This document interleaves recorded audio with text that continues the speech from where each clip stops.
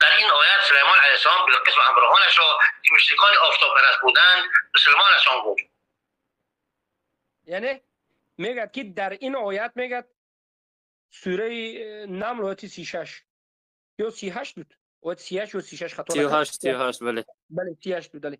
میگه در این آیت سلیمان علیه السلام بلقیس و همراهانش را که آفتاب پرست بودند مسلمان گفت. میگه شما به کجا روان هستید؟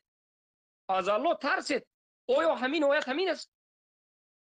سوره نمل آیت 38 آیا همین میگه که سلیمان علیه السلام آیا گفتند که بلقیس آفتاب پرست و همراهانش مسلمان است گفتند، یا گفتند که پیش از این که انمین مشرکین به نزد من مسلمان شده بیایند عرشش را به نزد من بیارید.